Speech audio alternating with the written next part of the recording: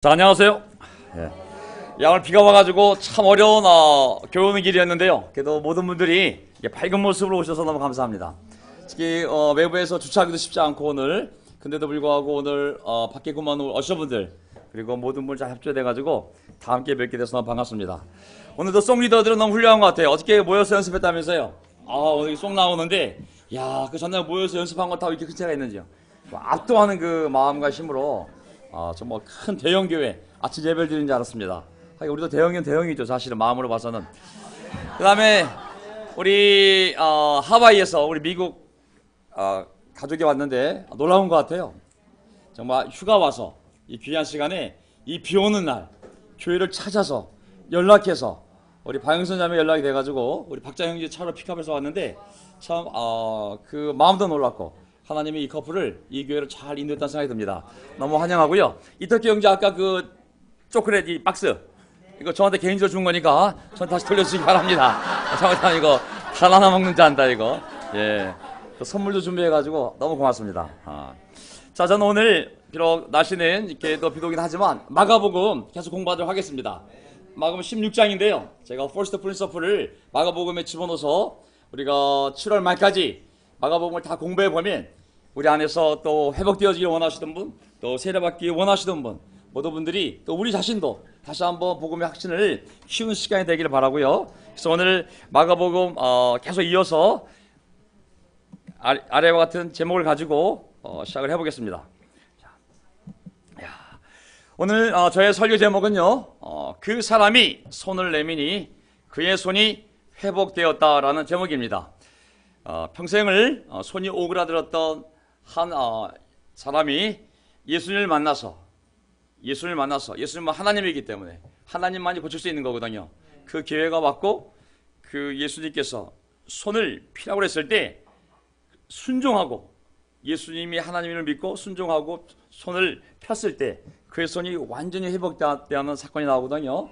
그래서 오늘 예수님은 나사렛 사람 한 인간이지만 그는 하나님이기에 하나님의 권위와 파워가 있었기 때문에 모든 것을 원래의 위치로 돌려놓을 수 있는 힘이 있는 분이거든요. 그래서 오늘 하나님의 권위, 하나님의 말씀이 되시는 예수 그리스도라는 주제를 가지고 공부해 보도록 하겠습니다. 오늘 설교 요점은요, 예수님의 권위는 사람의 권위입니까? 하나님의 권위입니까? 예수님의 말씀은 사람의 말입니까? 아니면 하나님의 말씀입니까? 하나님의 말씀인 거죠. 우리가 그 말씀을 받아들이게 되면 모든 것이 회복되어지고 동시에 회복되어지는 것뿐만 아니라 우리 인생을 통하여 30배, 60배, 100배의 열매를 성령께서 하나님께서 우리 인생 가운데 맺어 가주신 줄 믿습니다. 자, 이러한 요점을 가지고 성경을 있는 그대로 한번 살펴보도록 하겠습니다. 지난 시간에 이어서 마가복음 1장 21절 예수님의 권위는 하나님의 권위. 사람들은 그 권위를 인정하지 않을 수 있지만 누가 먼저 인정하냐면 영적인 세계에서는 예수님이 하나님의 아들이었기 때문에 신이었기 때문에 하나님이었기 때문에 영적 세계에서는 이 권위를 다 받아들였거든요. 한번 보도록 하겠습니다. 자, 예수께서 안식일에 곧바로 회당에 들어가서 가르치시는데 사람들은 그의 가르침에 놀랐다. 예수께서 율법 학자들과는 달리 권위 있게 가르치셨기 때문이다. 아멘.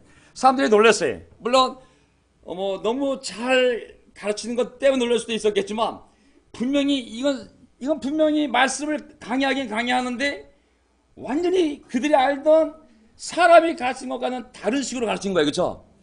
그 권위는 누구의 권위예요? 하나님의 원저자 직강이 되는 거죠.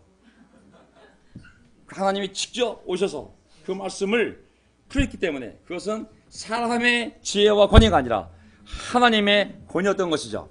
자, 우리가 신앙생활을 하면서 정말 잘 분별해야 됩니다. 사람의 권위와 하나님의 권위는 다른 것입니다. 아멘. 아무리 놀라운 목사, 장로, 평신도 회비에 매꾸로 뭘 만들더라도 그것은 하나님의 권위예요? 사람의 권위예요? 물론 하나님의 권위가 사람에게 위임되어지고 또 그 위임되어진 권위가 또 위임되어지 어느 정도 영적인 권위도 있지만 사람의 권위와 하나님의 권위는 분별되어야 되는 것이죠. 사람의 말과 하나님의 말씀을 분별해야 됩니다. 아무리 좋은 책을 써도 신학적인 책이 되었던 영적인 책이 되었던 그것은 아무리 유용해도 사람의 책이지 하나님의 책이 아니거든요. 하나님의 책은 성경 한 권밖에 없습니다. 자, 모든 만유를 말씀으로 창조하신 하나님은 그 만유 모든 것을 말씀으로 운영할 수 있고 유지할 수 있고 통제할 수 있고 없앨 수 있는 권위를 갖고 계십니다. 아멘. 하나님이었던 예수님의 가르침은 사람의 가르침이 아니라 하나님의 가르침인 것이죠. 인간이 만든, 인간을 변화시키고 인간을 성공시키기 위한 어떤 프로그램, 어떠한 프로젝트보다도 성경 가르침, 하나님의 권위로 쓰여진 단 한 줄이라도 믿고 따른다면 더 큰 변화를 우리 삶에 만들어낼 수 있습니다.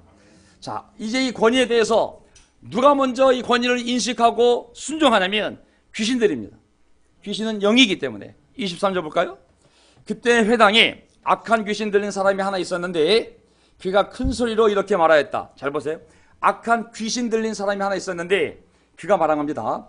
나사렛 사람 예수님, 왜 우리를 간섭하십니까? 우리를 없애려고 오셨습니까? 나는 당신이 누구인지 압니다. 하나님께서 보내신 홀리원, 거룩한 분입니다. 당신은 나사렛 사람, 목수요 요셉의 아들이지만 그는 사람의 모습이지만 나는 알아요. 당신이 누구인지. 당신은 하나님께서 보내신 하나님입니다. 당신은 하나님이죠. 하나님의 아들이잖아요. 25절 예수께서 그를 꾸짖어 말씀하셨다. 입 다물고 이 사람에게서 나가라. 26절 그러자 악한 귀신은 그에게 격려를 일으켜 놓고서 큰 소리를 지르며 떠나갔다. 사람들이 모두 놀라서 27절 이게 어찌된 일이냐. 권위 있는 새로운 가르침이다. 아멘. 또 뭐가 나오고 있어요? 권위.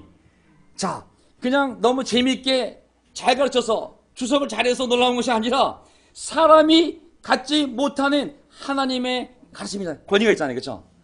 그렇기 때문에 그 권위 때문에 그 악한 귀신들에게 명하니 그들도 복종하는구나 하면서 서로 물었다. 귀신도 그가 인간 예수지만 그는 하나님의 아들이요 신이기 때문에 그 명령에 복종할 수밖에 없는 거였죠. 귀신도 예수께서 하나님이심을 알아보고 복종할 수밖에 없는 거예요.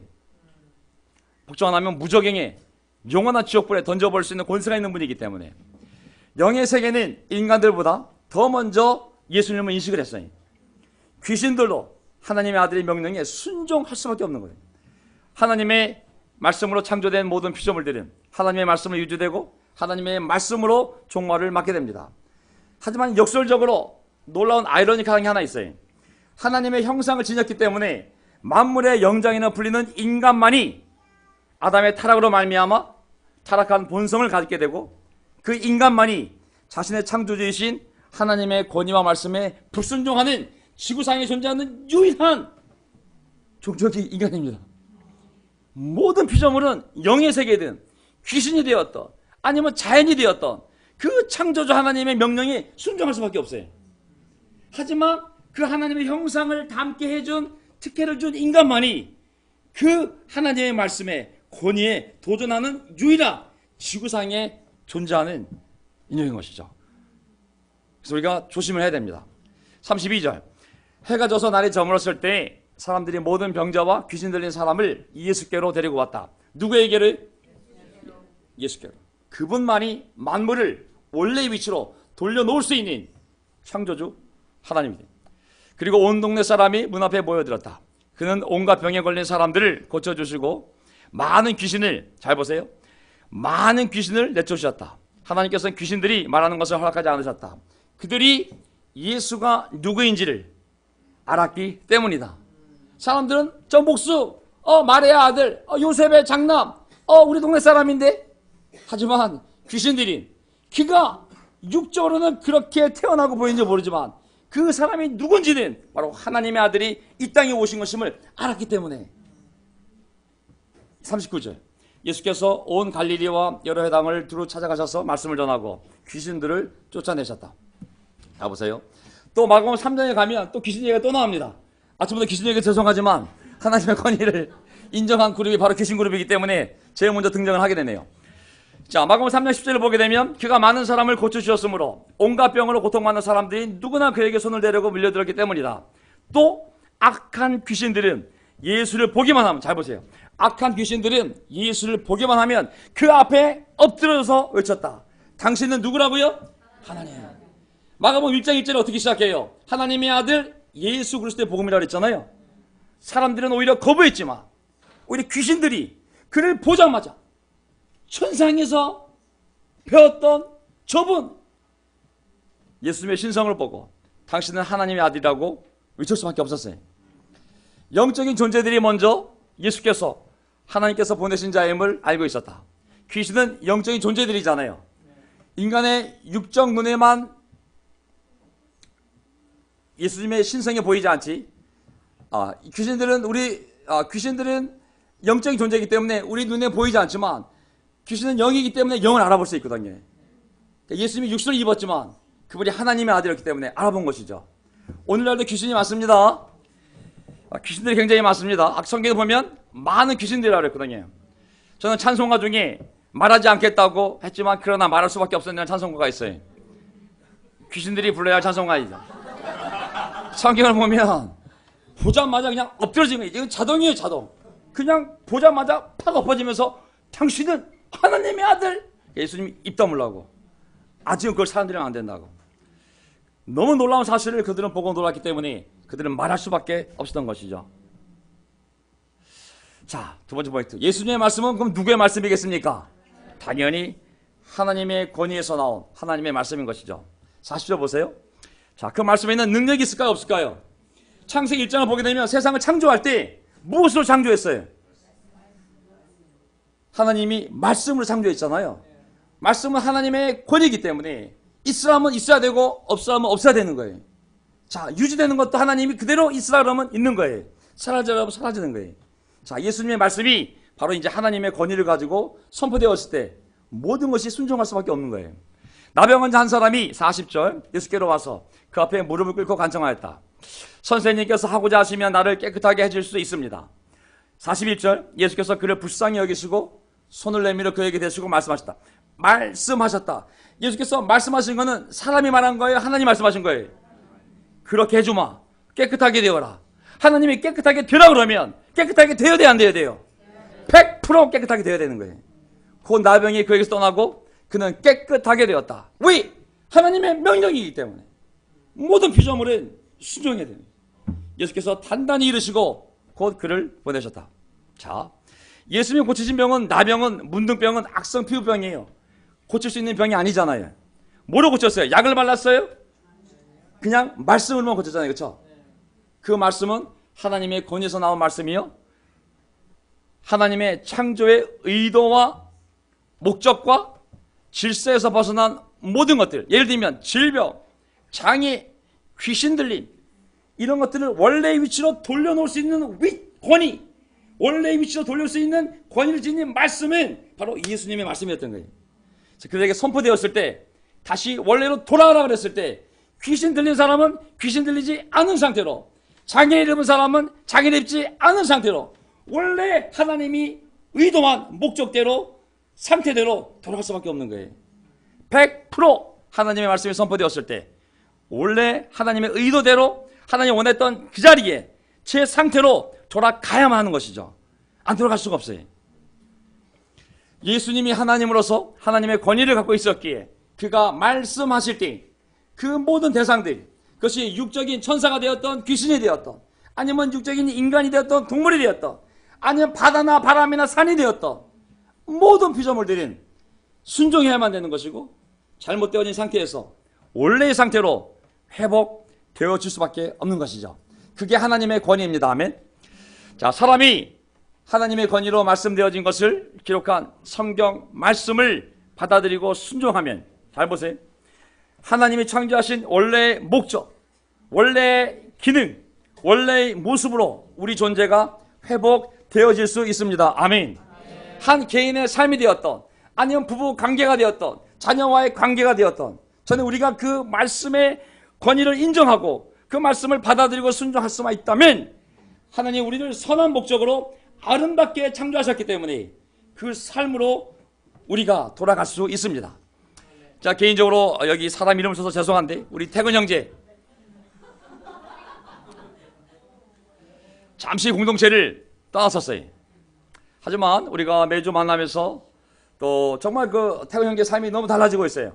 함께 말씀도 공부하고 또 그가 말씀을 따라 실천하려고 하면 할수록 그의 존재가 전인격적인 차원에서 변화되는 모습을 보고 있어요.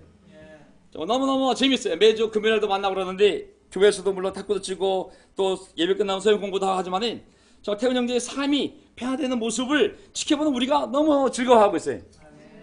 그래요, 안 그래요? 그래서 사우스 형제 우리는 그것을 회복이라 부르고 치유라 부르거든요.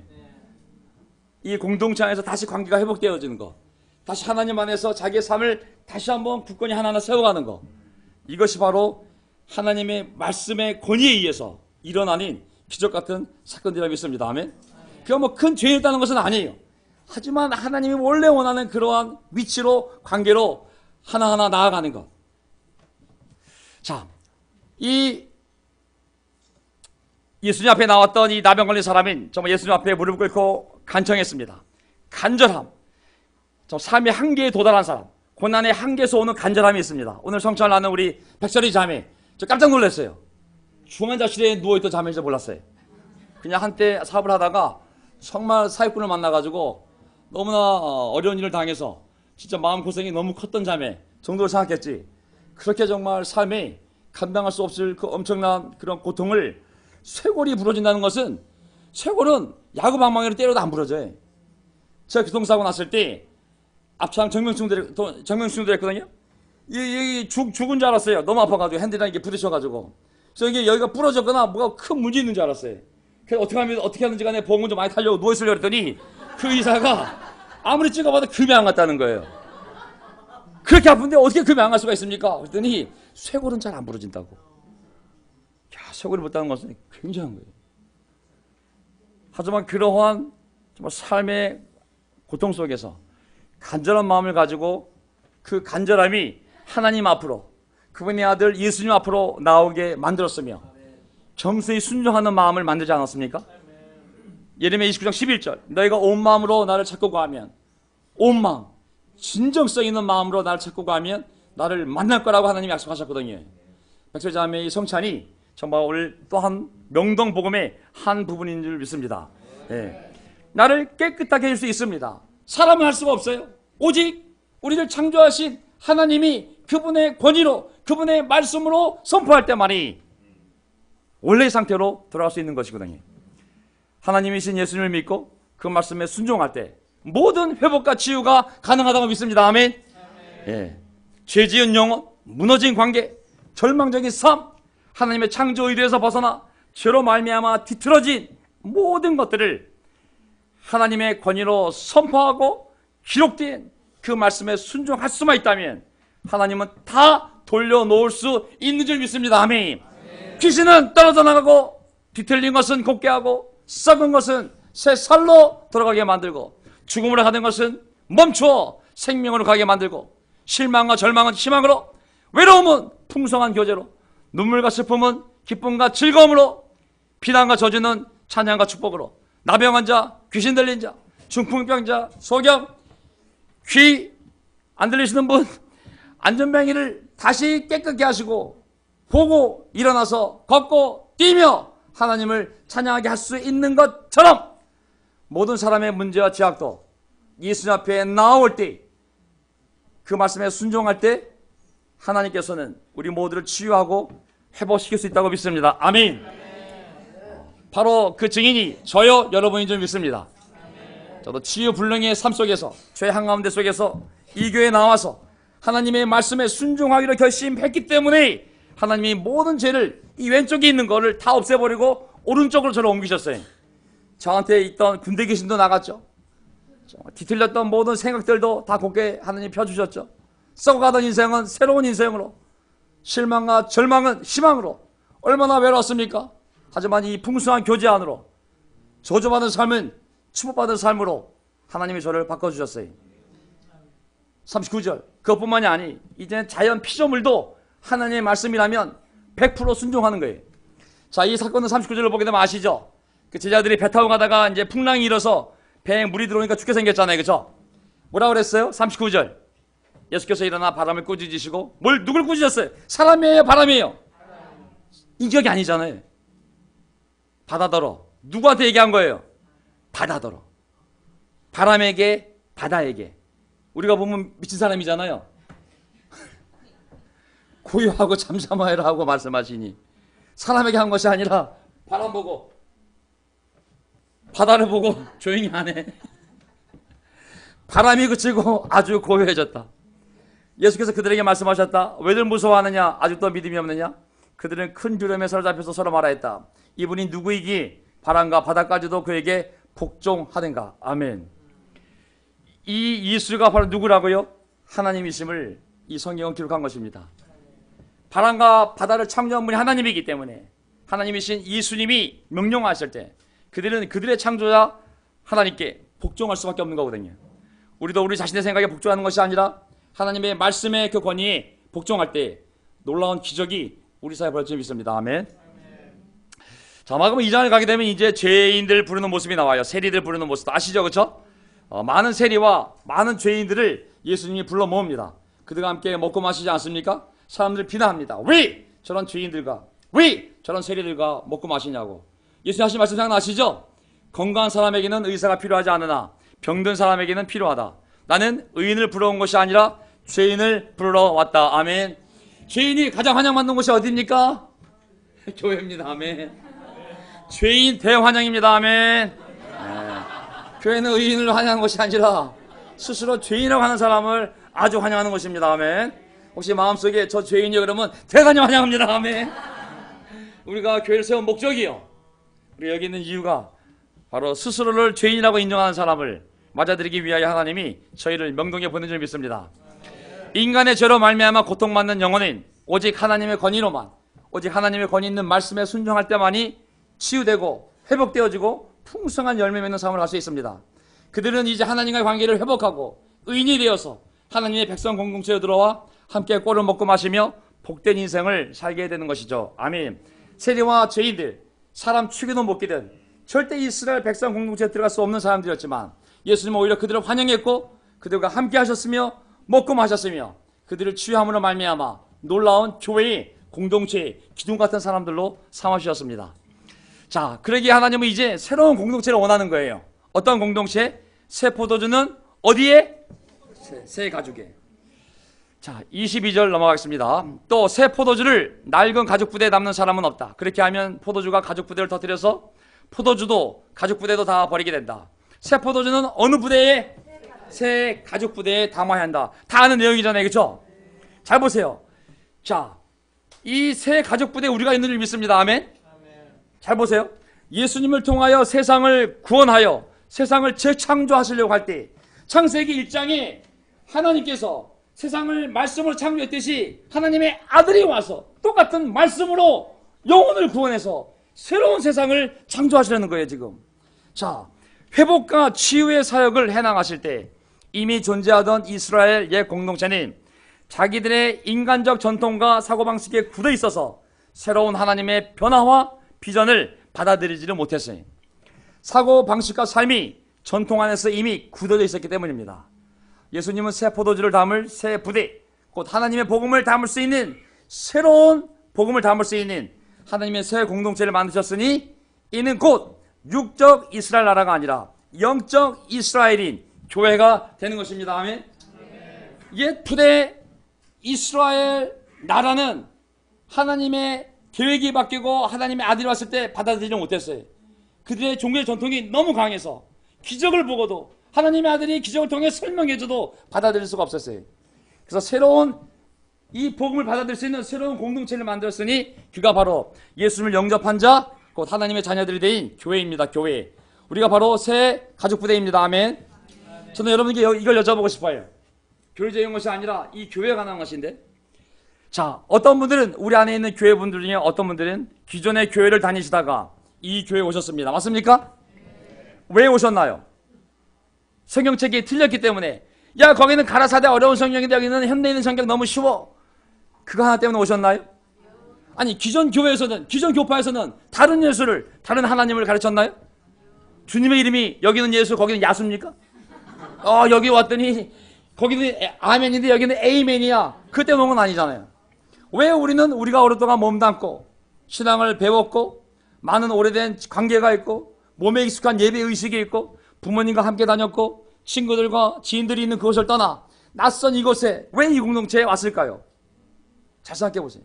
그것은 새로운 확신, 새로운 운동, 새로운 변화, 새로운 가치, 새로운 삶의 방식, 이러한 새로움들이 우리 마음을 자극하고 그리고 이러한 것에 동참하려는 열망이 생겼을 때 우리가 이런 새로운 공동체, 이 새 부대에 담긴 줄 믿습니다. 아멘. 모든 것은 시간이 나면 전통이 되게 돼 있어요. 사고방식과 삶이 굳어지게 되어 있는 거예요. 우리 교회 예배의식 보세요. 딱 정해져 있어요. 30년 동안 환영 세곡. 네 곡 하면 안 돼. 두 곡 해도 안 돼. 꼭 세 곡 불러야 돼. 환영 기도. 그 다음에 반드시 설교 전에 성찬을 해야 돼. 순서도 성찬, 헌금. 설교가 끝나면 꼭 한 곡 더 부르게 돼 있어요. 찬송을. 성경에 나와 있는 거 아니에요. 선교사들이 그렇게 했기 때문에 그대로 하는 거예요. 안 부르면 이상해. 왜 빠뜨렸냐고. 광고하고 그리고 내려가면 마지막 찬송 부르고 집에 가게 돼 있어요. 요 순서 바꾸면 큰일 나는 줄 알아요. 제가 한 번은 십자가가 중심이 될 수 있기 때문에 설교를 앞으로 하고 성찬을 뒤로 하자 했더니 난리가 났어요.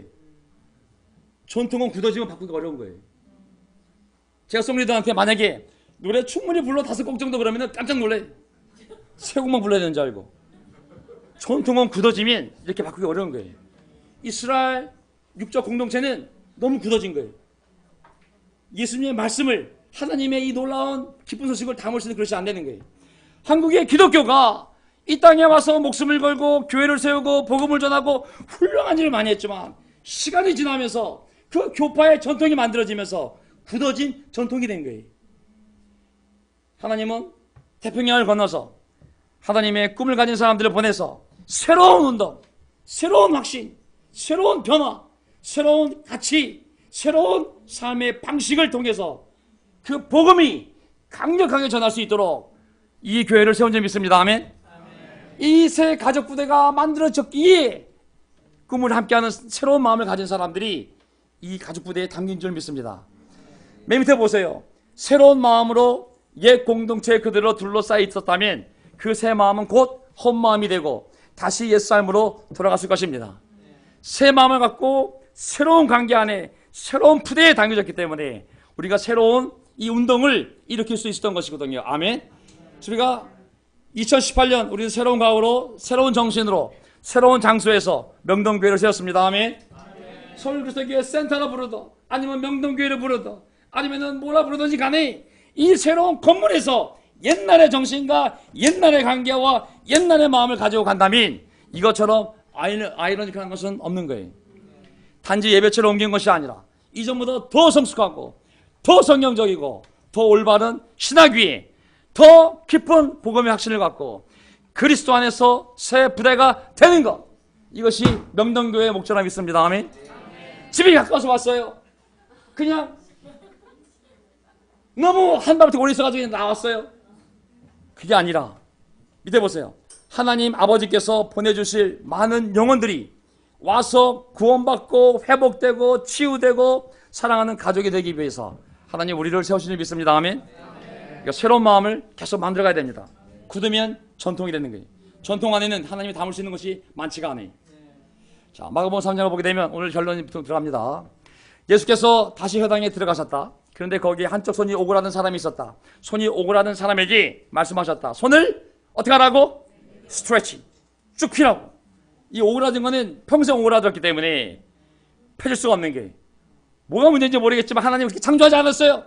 하나님의 창조는 펴서 움직이는 게 하나님의 창조 목적이요. 그게 정상적인 상태인데 어떤 이유인지 모르겠지만 오그라든 사람, 굳어져 버린 사람, 그 사람에게 말씀하셨다. 말씀, 손을 내밀어라. 그 사람이 손을 내미니 손을 안 내밀었으면 어떻게 됐을까요? 하나님이 고쳐주려고 손을 내밀어라. 이 사람이 네가 누군데?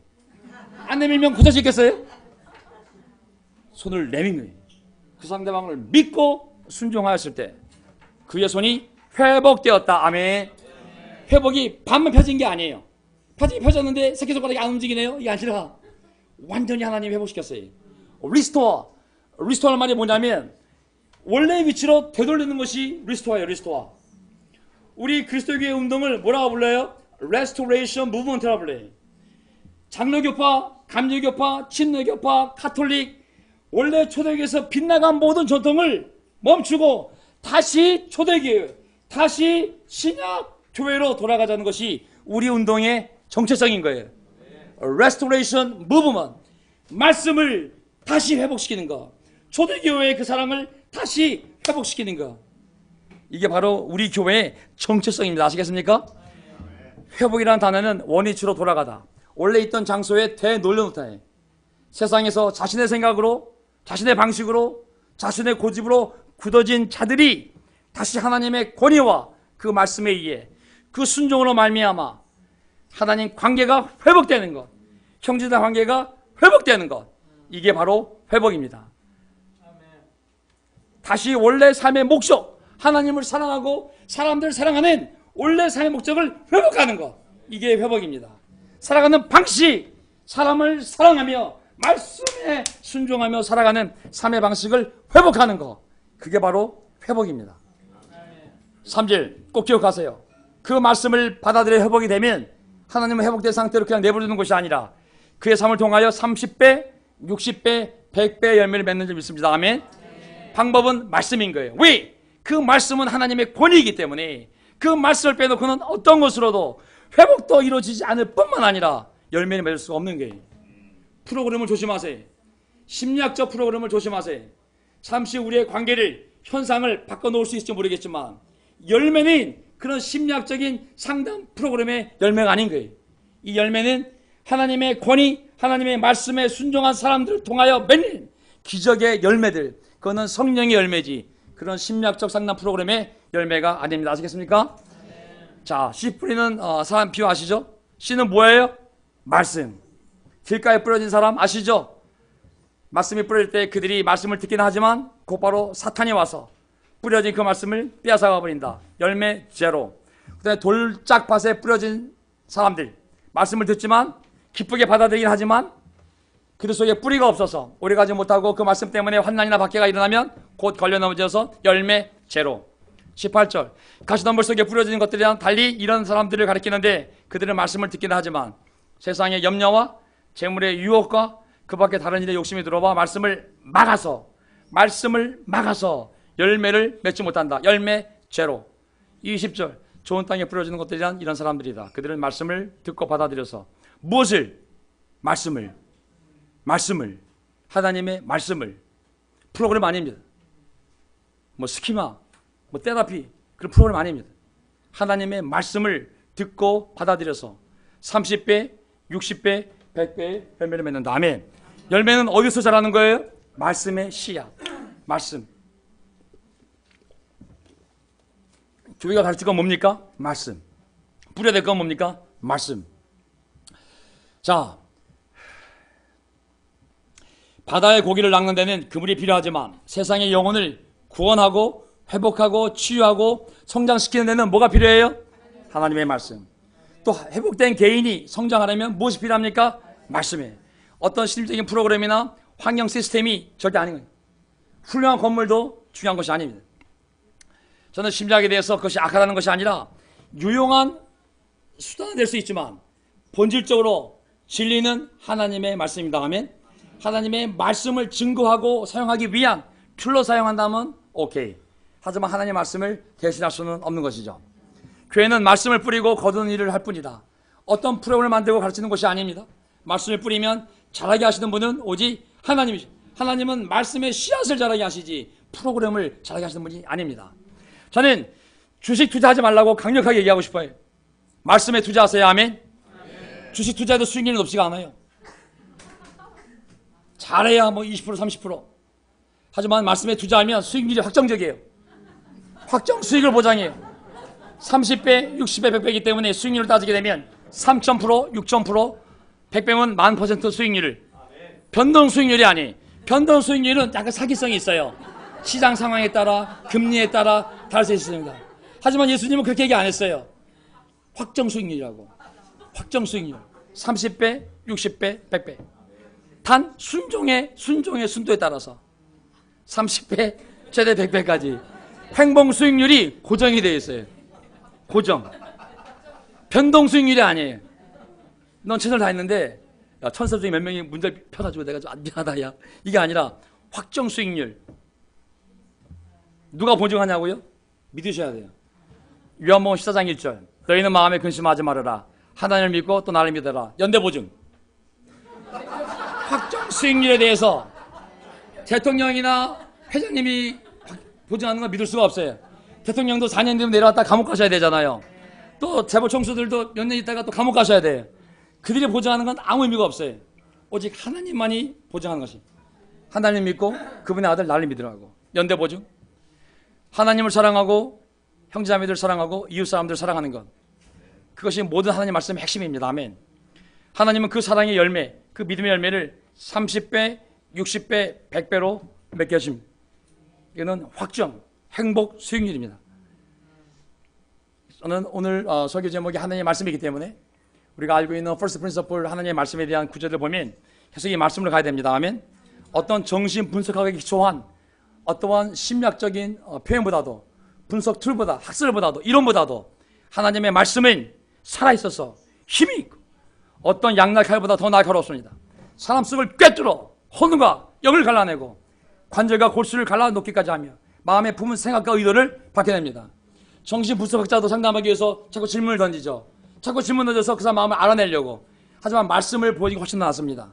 하나님의 말씀은 어떤 것도 할 수 없는 것들을 다 드러낼 수 있거든요. 하나님 앞에는 아무 피조물도 숨겨진 것이 없고 모든 것이 그의 눈앞에 벌거숭이로 드러나 있습니다. 우리는 그의 앞에, 그분의 말씀 앞에 모든 것을 드러내 놓을 수밖에 없습니다. 하나님의 말씀에는 인격의 가장 깊은 곳까지 꿰뚫어 들춰낼 수 있는 능력이 있습니다. 우리의 보이지 않는 우리 영혼의 모습, 우리 마음을 들여다보게 해주는 영혼의 거울이 바로 말씀입니다. 어떠한 심리학적인, 정신분석적인 툴도 이걸 드러낼 수가 없어요. 오직 말씀만이 우리 영혼을 드러내는 거울인 것이죠. 야고보서 1장 21절. 그러므로 더러움과 넘치는 악을 모두 버리고 온유한 마음으로 여러분 속에 심어주신 말씀을 받아들여야 합니다. 아멘. 말씀을 받아들여야 합니다. 그 말씀에는 여러분의 영혼을 구원할 능력이 있습니다. 25절. 그러나 완전한 율법, 그 자유를 주는 율법을 잘 살피고 끊임없이 그대로 사는 사람은 율법을 듣고서 잊어버리는 사람이 아니라 그것을 실천하는 사람인 것입니다. 이런 사람은 그가 행한 일에 복을 받을 것입니다. 행복 수익률 30배, 60배, 100배. 반드시 확정 수익률입니다. 아멘. 주식에 투자한 사람이 제일 어리석은 사람이에요. 300%를 놔두고. 디모데후서 모든 성경은 하나님의 영감으로 된 것으로서 교훈과 책망과 바르게 함과 의로 교육하기에 유익한 책입니다. 성경은 하나님의 사람을 유능하게 하고 그에게 온갖 선한 일을 할 수 있게 하는 것입니다. 아멘. 이 확신을 잊으면 안 됩니다. 아멘. 부부 관계가 되었던, 자녀 양육이 되었던, 부모님 관계가 되었던, 직장 동료 관계가 되었던, 이웃 주민과 관계가 되었던 기준은 하나님의 말씀이 되는 겁니다. 이 말씀만이 하나님의 사람을 유능하게 하고 온갖 선한 일을 할 수 있게끔 준비시킬 수 있는 유일한 책이 바로 말씀입니다. 자, 오늘 설교를 마치면서요, 다시 한번 이 구절을 읽고 싶어요. 손이 오그라든 사람에게 말씀하셨다. 삶에 문제가 있고 두려움과 실망과 절망과 불안함과 우리의 행복을 맡고 있는 모든 것을 갖고 있는 사람에게 말씀하십니다. 손을 내밀어라. 아멘. 손을 내밀어라. 아멘. 겸손하다면, 정말 예수님을 믿는다면 그가 손을 내밀 것입니다. 아멘. 내밀었기 때문에 구원받는 것이 아니라 손을 내민 그 행위를 통하여 그의 믿음과 진정성과 겸손이 증명되었기 때문에 하나님이 그의 손을 회복시켰습니다. 오늘 이 자리에 우리가 이 믿음을 가지고 용기를 내서 하나님 앞에 계속 우리의 마음의 손을 내밀고 어떻게 해서든 말씀을 통하여 우리의 가정과 삶이 회복되어지고 7월 마지막 주 11명을 위해 기도하고 있어요. 우리 가운데 11명이 손을 내밀고 회복되어지든 아니면 세례를 받든 우리가 기도하고 있습니다. 그 놀라운 기적이 7월 말에 다 함께 누리기를 바라며 설교 마치겠습니다. 아멘.